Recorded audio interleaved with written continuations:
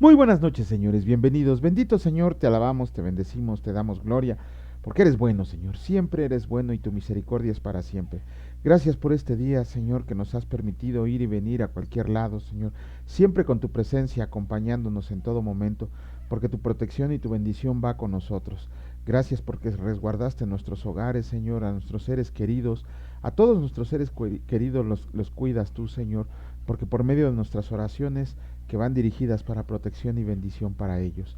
Gracias por tenernos resguardados en este hogar que nos has dado, pero sobre todo, Señor, por los alimentos, las provisiones, las bendiciones y el techo sobre nuestra cabeza. Bendito seas siempre y por siempre. Amén. Muy buenas noches, señores. Bienvenidos. Vamos a ver qué dice el hermano Raimundo con su reflexión al versículo del día de hoy, que fue de la carta a los Romanos, capítulo 12, versículo 1, y el Señor dice así: Así que, hermanos, les ruego por las misericordias de Dios que presenten sus cuerpos en sacrificio vivo, santo, agradable a Dios, que es su culto racional. Cuando somos llamados con tanto amor, nos induce a que todo nuestro ser, cuerpo, alma y mente, reconozca que tenemos la gran necesidad de que Jesús, su Hijo amado, nos guíe, sustente y cuide con sus enseñanzas en las conductas que agraden al Eterno, porque hemos leído en más de 60 versos en su verdad absoluta de lo que le agrada a Dios, y hoy solo leemos uno que, al comportarnos como lo indica hoy en su palabra, se escribe una recompensa para la eternidad. Pero sin fe es imposible agradar a Dios, porque es necesario que el que se acerca a Dios cree que le hay, y que es galardonador de los que le buscan. Hebreos 11:6. Bien, pues ahora con fe hay que creer para poder acercarnos a Él. Aleluya. Bueno, gracias Rayito por tu reflexión. Hoy sí, tarde pero sin sueño, pero hoy sí la pudimos transcribir. Ahora sí, vamos a comenzar de inmediato con la lectura. Seguimos con el libro segundo de Samuel. Iniciamos con el capítulo 4 y escrito está: Isboset es asesinado.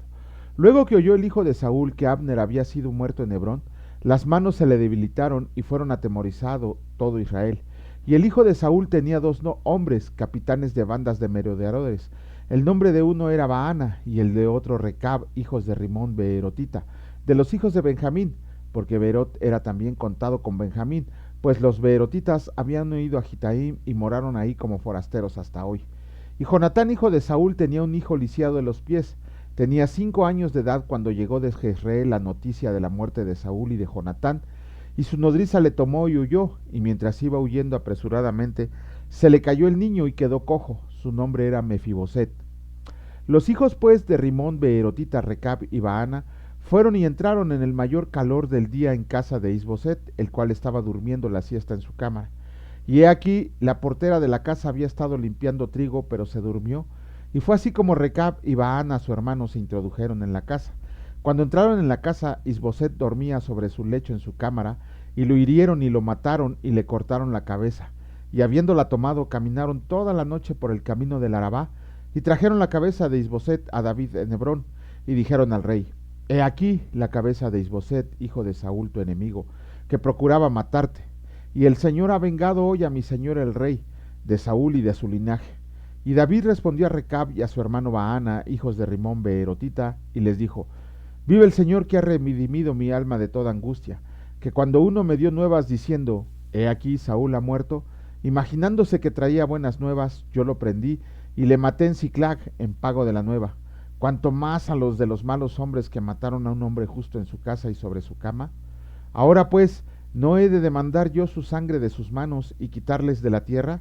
Entonces David ordenó a sus servidores, y ellos los mataron, y les cortaron las manos y los pies, y los colgaron sobre el estanque en Hebrón. Luego tomaron la cabeza de Isboset, y la enterraron en el sepulcro de Abner en Hebrón. ¡Ay! Se me pasó, listo. David es proclamado rey de Israel, capítulo 5 del libro segundo de Samuel. Vinieron todas las tribus de Israel a David en Hebrón y hablaron diciendo: Henos aquí, hueso tuyo y carne tuya somos. Y aún antes de ahora, cuando Saúl reinaba sobre nosotros, eras tú quien sacabas a Israel a la guerra y lo volvías a traer. Además el Señor te ha dicho: Tú apacentarás a mi pueblo Israel, y tú serás príncipe sobre Israel.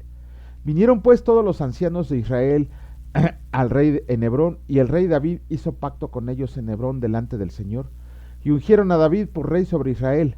Era David de 30 años cuando comenzó a reinar, y reinó 40 años. En Hebrón reinó sobre Judá 7 años y 6 meses, y en Jerusalén reinó 33 años sobre todo Israel y Judá. David toma la fortaleza de Sión.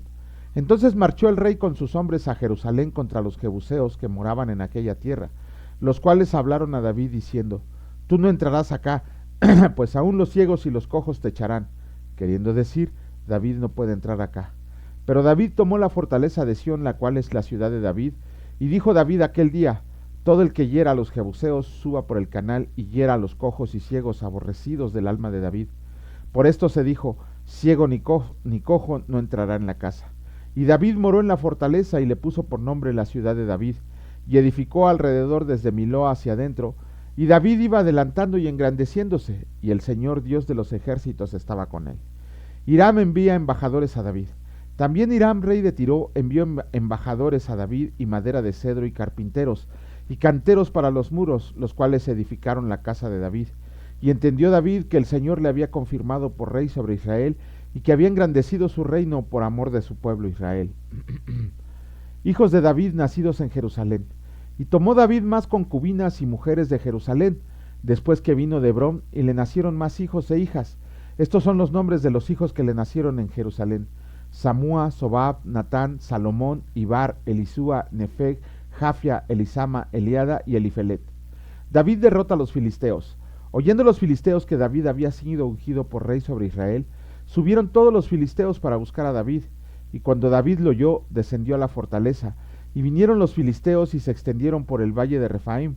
Entonces consultó David al Señor diciendo: ¿Iré contra los filisteos? ¿Los entregarás en mi mano? Y el Señor respondió a David: Ve, porque ciertamente entregaré a los filisteos en tu mano. Y vino David a Baal Perasim, y allí los venció David, y dijo: Quebrantó Dios a mis enemigos delante de mí, como corriente impetuosa. Por esto llamó el nombre de aquel lugar Baal Perasim. Y dejaron ahí sus ídolos, y David y sus hombres los quemaron. Y los filisteos volvieron a venir y se extendieron en el valle de Refaim. Y consultó David al Señor, y él le respondió: No subas, sino rodéalos, y vendrás a ellos enfrente de los balsameras. Y cuando oigas ruido como de marcha por las copas de las balsameras, entonces te moverás, porque el Señor saldrá delante de ti a herir el campamento de los filisteos. Y David lo hizo así como el Señor se lo había mandado, e hirió a los filisteos desde Geba hasta llegar a Geser. Capítulo 6 del libro de segundo de Samuel. El Señor dice así: David intenta llevar el arca a Jerusalén. David volvió a reunir a todos los escogidos de Israel, 30,000, y se levantó David y partió de Baala de Judá con todo el pueblo que tenía consigo, para hacer pasar de ahí el arca de Dios, sobre la cual era invocado el nombre del Señor de los ejércitos, que mora entre los querubines. Pusieron el arca de Dios sobre un carro nuevo, y la llevaron de la casa de Abinadab, que estaba en el collado, y Usa y Ahío, hijos de Abinadab, guiaban el carro nuevo. Y cuando lo llevaban de la casa de Abinadab, que estaba en el collado con el arca de Dios, Ahío iba delante del arca, y David y toda la casa de Israel danzaban delante del Señor, con toda clase de instrumentos de madera de haya, con arpas, salterios, panderos, flautas y címbalos. Cuando llegaron a la era de Nacón, Usa extendió su mano al arca de Dios y la sostuvo, porque los bueyes tropezaban. Y el furor del Señor se encendió contra Usa, y lo hirió ahí Dios por aquella temeridad, y cayó ahí muerto junto al arca de Dios. Y se entristeció David por haber herido el Señor a Usa, y fue llamado aquel lugar Pérez Usa hasta hoy. Y temiendo David al Señor aquel día, dijo: ¿Cómo ha de venir a mí el arca del Señor? De modo que David no quiso traer para sí el arca a la ciudad de David, y la hizo llevar David a la casa de Obed-edom Geteo. Y estuvo el arca del Señor en casa de Obed-edom Geteo 3 meses, y bendijo el Señor a Obed-edom y a toda su casa. David trae el arca a Jerusalén. Fue dado aviso al rey David, diciendo: El Señor ha bendecido la casa de Obed-edom y todo lo que tiene, a causa del arca de Dios. Entonces David fue y llevó con alegría el arca de Dios de casa de Obed-edom a la ciudad de David. Y cuando los que llevaban el arca de Dios habían andado 6 pasos, él sacrificó un buey y un carnero engordado. Y David danzaba con toda su fuerza delante del Señor, y estaba David vestido con un efod de lino. Así David y toda la casa de Israel conducían el arca del Señor con júbilo y sonido de trompeta. Cuando el arca del Señor llegó a la ciudad de David, aconteció que Mical, hija de Saúl, miró desde una ventana, y vio al rey David que saltaba y danzaba delante del Señor, y le menospreció en su corazón. Metieron pues el arca del Señor y la pusieron en su lugar en medio de una tienda que David había levantado, y sacrificó David holocaustos y ofrendas de paz delante del Señor. Y cuando David había acabado de ofrecer los holocaustos y ofrendas de paz, bendijo al pueblo en nombre del Señor de los ejércitos, y repartió a todo el pueblo y a toda la multitud de Israel, así a hombres como a mujeres, a cada uno un pan y un pedazo de carne y una torta de pasas. Y se fue todo el pueblo, cada uno a su casa. Volvió luego David para bendecir su casa, y saliendo Mical a recibir a David, dijo: Cuán honrado ha quedado hoy el rey de Israel, descubriéndose hoy delante de las criadas de sus siervos, como se descubre sin decoro un cualquiera. Entonces David respondió a Mical: Fue delante del Señor quien me eligió en preferencia a tu padre y a toda tu casa, para constituirme por príncipe sobre el pueblo del Señor, sobre Israel. Por tanto, danzaré delante del Señor, y aún me haré más vil que esta vez, y seré bajo a tus ojos, pero seré honrado delante de las criadas de quienes has hablado. Y Mical, hija de Saúl, nunca tuvo hijos hasta el día de su muerte. Capítulo 7 del libro segundo de Samuel, escrito está: Pacto de Dios con David. Aconteció que cuando ya el rey habitaba en su casa, después que el Señor le había dado reposo de todos sus enemigos en derredor, dijo el rey al profeta Natán: Mira ahora, yo habito en casa de cedro, y el arca de Dios está entre cortinas. Y Natán dijo al rey: Anda, haz todo lo que está en tu corazón, porque el Señor está contigo. Aconteció aquella noche que vino palabra del Señor a Natán diciendo: Ve y di a mi siervo David, así ha dicho el Señor: ¿Tú me has de edificar casa en que yo more? Ciertamente no he habitado en casas desde el día en que saqué a los hijos de Israel de Egipto hasta hoy, sino que he andado en tienda y en tabernáculo, y en todo cuanto he andado con todos los hijos de Israel. ¿He hablado yo palabra a alguna de las tribus de Israel a quien haya mandado apacentar a mi pueblo de Israel, diciendo: ¿Por qué no me han edificado casa de cedro? Ahora pues dirás así a mi siervo David: Así ha dicho el Señor de los ejércitos: Yo te tomé del redil de detrás de las ovejas, para que fueras príncipe sobre mi pueblo, sobre Israel, y he estado contigo en todo en cuanto has andado, y delante de ti he destruido a todos tus enemigos, y te he dado nombre grande, como el nombre de los grandes que hay en la tierra. Además, yo fijaré lugar a mi pueblo Israel, y lo plantaré, para que habite en su lugar, y nunca más sea removido, ni los inicuos le aflijan más, como al principio, desde el día en que puse jueces sobre mi pueblo Israel, y a ti te daré descanso de todos tus enemigos. Asimismo, el Señor te hace saber que Él te hará casa, y cuando tus días sean cumplidos y duermas con tus padres, yo levantaré después de ti a uno de tu linaje, el cual procederá de tus entrañas, y afirmará su reino. Él edificará casa a mi nombre, y yo afirmaré para siempre el trono de su reino. Yo le seré a él padre, y él me será a mi hijo. Y si hace mal, yo lo castigaré con vara de hombres y con azotes de hijos de hombres. Pero mi misericordia no se apartará de él como la aparté de Saúl, al cual quité delante de ti, y será afirmada tu casa y tu reino para siempre delante de tu rostro, y tu trono será estable eternamente.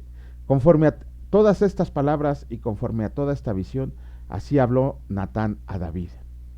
Y entró el rey David y se puso delante del Señor y dijo: Señor Dios, ¿quién soy yo y qué es mi casa para que tú me hayas traído hasta aquí? Y aún te ha parecido poco esto, Señor Dios. Todas estas grandezas has hecho por tu palabra y conforme a tu corazón, haciéndolas saber a tu siervo. Por tanto tú te has engrandecido, Señor Dios, por cuanto no hay como tú, ni hay Dios fuera de ti, conforme a todo lo que hemos oído con nuestros oídos. ¿Y quién como tu pueblo, como Israel, nación singular en la tierra? Porque fue Dios para rescatarlo por pueblo suyo y para ponerle nombre, y para hacer grandezas a su favor y obras terribles a tu tierra, por amor de tu pueblo que rescataste para ti de Egipto, de las naciones y de sus dioses, porque tú estableciste a tu pueblo Israel por pueblo tuyo para siempre, y tú, oh Señor, fuiste a ellos por Dios.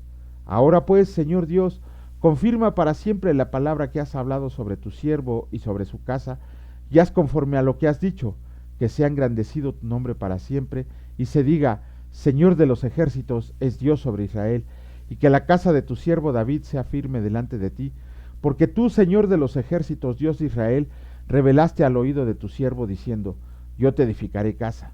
Por esto tu siervo ha hallado en su corazón valor para hacer delante de ti esta súplica. Ahora pues, Señor Dios, tú eres Dios y tus palabras son verdad, y tú has prometido este bien a tu siervo. Ten ahora a bien bendecir a la casa de tu siervo, para que permanezca perpetuamente delante de ti, porque tú, Señor Dios, lo has dicho, y con tu bendición será bendita la casa de tu siervo para siempre. ¡Wow!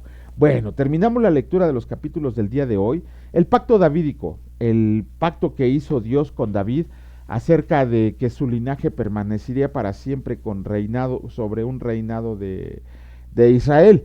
Ese pacto se interrumpió durante el cautiverio porque ya después vinieron reyes que no eran del linaje de David. Tan solo el ejemplo está en que José y María pertenecen al linaje de David, cada uno de diferente rama, pero los dos son descendientes de David. Ese pacto se va a cumplir con la segunda venida de nuestro Señor Jesucristo, cuando venga a establecer su reino eternamente, para siempre, porque ese es el pacto davídico. Eh, como sabemos, por el lado humano, nuestro Señor Jesucristo desciende de David, tanto de padre José como de madre María. Ellos dos son descendientes de David.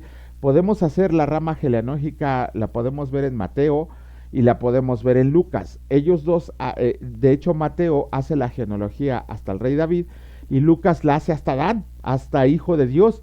Ajá, pero si nos damos cuenta, ahí vamos a ver que tanto María como José pertenecen al linaje de David. Esta profecía se cumple en nuestro Señor Jesucristo y es de las que les dicen profecías de cumplimiento gradual, porque el rey David sí tuvo un rey siempre sobre Israel, sobre Judá, porque cuando con Salomón con Roboam se dividieron las 12 tribus, pero se va a cumplir cuando venga nuestro Señor a reinar por siempre y para siempre. Y aquí vemos el nombre de dos de los hijos de Jonatán, Mefiboset e Isboset, uno asesinado y el otro quedó lisiado. Pero David recuerda la promesa que le había hecho a Jonatán respecto de sus hijos, y vemos que cuando Isboset es asesinado por unos canallas que pretendieron agradar a David, lo único que encontraron fueran que los mutilaran y los mataran, porque David era un hombre de palabra. David, si bien tuvo sus errores, como todos nosotros, siempre fue un hombre que tuvo su corazón dispuesto para el servicio de Dios. Por eso el Señor lo amaba tanto. Si vemos ahorita en estos capítulos que hemos leído del libro de Samuel, siempre que David quería hacer algo, siempre le consultaba a Dios qué era lo que tenía que hacer. Esa es una de las razones por qué Dios lo amó tanto, por qué Dios lo presume tanto, por qué Dios le hace muchos elogios a David, porque aún y en cuanto a sus errores, siempre se mantuvo preguntándole al Señor todas las decisiones. ¿Qué nos cuesta a nosotros, si bien tenemos errores y más grandes que los de David? Nosotros dependemos del Señor y confiamos en Él. Entonces, cualquier cosa que tengamos que hacer, vamos a preguntarle al Señor y créanme, el Señor va a responder. Si no responde audiblemente, responde por medio de la lectura de la palabra de Dios. No hagan caso de esos locos que les dicen que Dios me dio revelación. Toda la revelación ya está en la Biblia. Esos son nada más payasos buscadores de lana o señores engañados que solamente escuchan a espíritus inmundos. La profecía, toda la profecía que necesitamos ya está aquí. Ya está aquí en esto, ¿sí? No necesitamos más, no necesitamos saber cuándo viene el fin del mundo, que qué va a pasar con esto, que qué va a pasar. Todo eso viene aquí, pero solamente por la lectura de la palabra vamos a comprender cuál es la profecía verdadera y cuál es la falsa profecía de la cual está llenada la iglesia. Recuerdo una vez que en la iglesia de John MacArthur se subió un tipo a echarle profecía y pues no pasó nada. ¿Por qué? Porque no era profecía de Dios. Eso es lo que siempre pasa. Por eso nunca se cumplen las profecías de esos hombres vanos, porque no es profecía de Dios. Ajá. Pero pues ahí estamos nosotros de ignorantes creyéndole a todos esos nocivos personajes que salen. Vamos a continuar con la lectura. Vamos a leer en esta ocasión el capítulo 2 de la primera carta de Pedro, y el Señor dice así: desechando pues toda malicia, todo engaño, hipocresía, envidias y todas las distracciones, deseen como niños recién nacidos la leche espiritual no adulterada, para que para ella crezcan en salvación, y si es que han gustado la benignidad del Señor, la piedra viva, acercándonos a Él, piedra viva, desechada ciertamente por los hombres, mas para Dios escogida y preciosa. Ustedes también, como piedras vivas, sean edificados como casa espiritual y sacerdocio santo, para ofrecer sacrificios espirituales aceptables a Dios por medio de Jesucristo. Por lo cual también contiene la Escritura: he aquí pongo en Sión la piedra principal del ángulo, escogida, preciosa, y al que cree en él no será avergonzado. Para ustedes, pues, los que creen, él es precioso, pero para los que no creen, la piedra que los edificadores desecharon ha venido a ser la cabeza del ángulo y piedra de tropiezo y roca que hace caer, porque tropiezan en la palabra siendo desobedientes, a lo cual fueron también destinados. El pueblo de Dios, mas ustedes son linaje escogido, real sacerdocio, nación santa, pueblo adquirido por Dios para que anuncien las virtudes de aquel que los llamó de las tinieblas a su luz admirable. Ustedes que en otro tiempo no eran pueblo, pero que ahora son pueblo de Dios, que en otro tiempo no han alcanzado misericordia, pero ahora han alcanzado misericordia.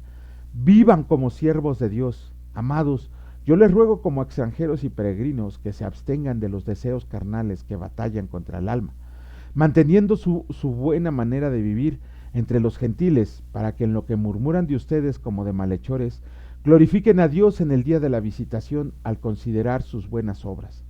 Por causa del Señor, sométanse a toda institución humana, ya sea al rey como a superior, ya a los gobernadores como por él enviados para castigo de los malhechores y alabanza de los que hacen bien, porque esta es la voluntad de Dios, que haciendo bien hagan callar la ignorancia de los hombres insensatos.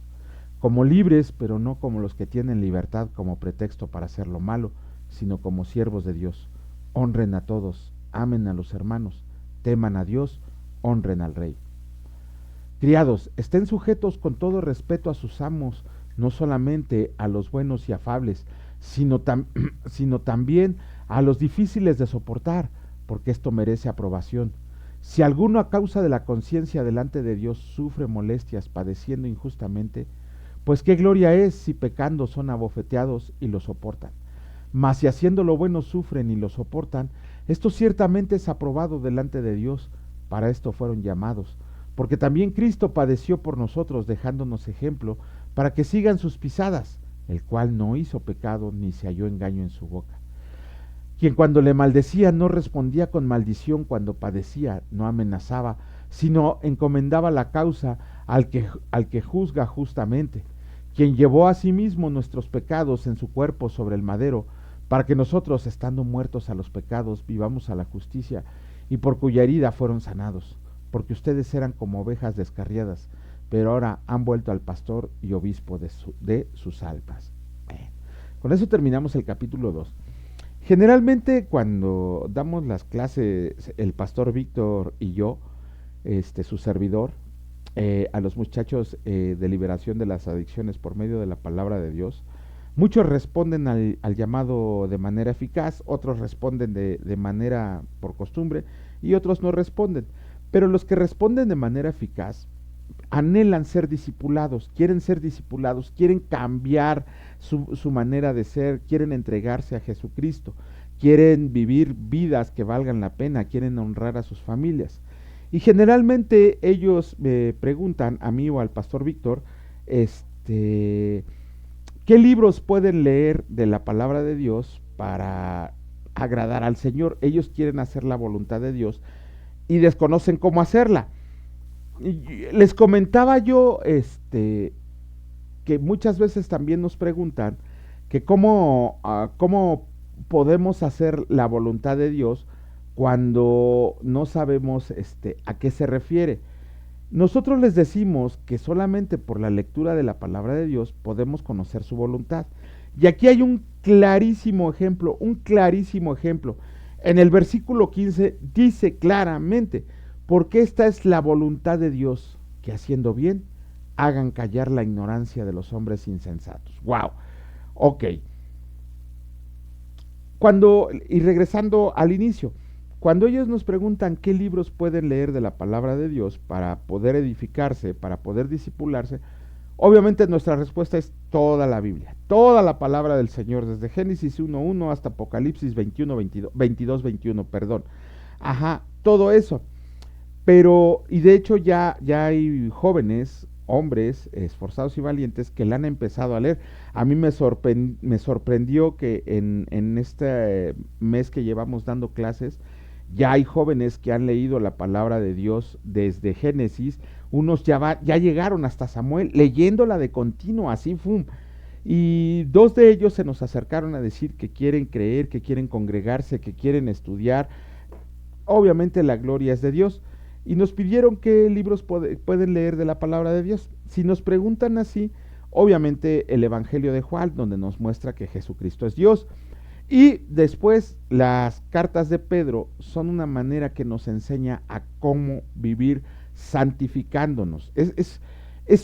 Ayer les comentaba que el claro ejemplo, bueno, en el video anterior les comentaba que el claro ejemplo de cómo se transformó Pedro de un hombre muy bocón a ser Pedro caminar y vivir en santidad se ve en la lectura de sus cartas.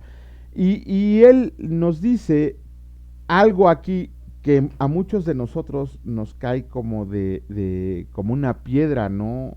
Como decía al inicio, como una piedra viva. Porque dice, fíjense lo que dice el versículo 13, por causa del Señor sométanse a toda institución humana, ya sea al rey como a superior, ya a los gobernadores como por él enviados, para castigo de los malhechores y alabanza de los que hacen bien, porque esta es la voluntad de Dios, que haciendo bien hagan callar la ignorancia de los insensatos, como libres, pero no como los que tienen la libertad como pretexto para hacer lo malo, sino como siervos de Dios, honren a todos, amen a los hermanos, teman a Dios, honren al rey. Qué difícil es cuando escuchamos la promulgación de leyes, decretos o circulares de nuestros gobernadores y que no nos agradan, O el hecho tan solo de que cuando vemos quién queda como gobernador, como presidente, como ministro, como senadores, pues aquellos que sabemos un poquito de leyes, sabemos que todo lo que traen ellos no es agradable a nuestros ojos, no compaginamos con sus ideas. Sin embargo, Dios los pone ahí por algún motivo. Nadie los pone más que Dios. Él es el que permite que lleguen ahí. Muchas veces llegan para alabanza y gloria de Dios, el caso del presidente de El Salvador, y muchas veces llegan para gloria de Él, lo que nos merecemos. Recuerden que el pueblo de Israel pidió un rey, y el Señor les dijo, les va a hacer esto y esto, y aún así ellos dijeron, sí, ponnos un rey. De la misma manera nosotros. Oye, este candidato a presidente te va a hacer esto.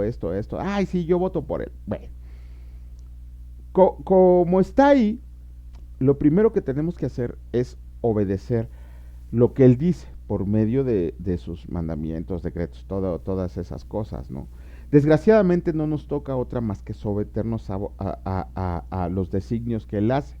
Sin embargo, y esto tiene que quedar muy claro, nos podemos someter a ellos aun y cuando sus percepciones humanas no nos agraden. Pero cuando alguno de sus ordenanzas de estos gobernantes va en contra de la palabra de Dios, ahí es cuando nosotros tenemos que saltar y decir, no, esto no es así. Esto no va de acuerdo a las directrices que el Señor manda y no me puedo quedar callado. Tengo que decirlo, a pesar de que se nos tache de locos, de retrógradas, de insensatos, de insensibles, de lo que sea.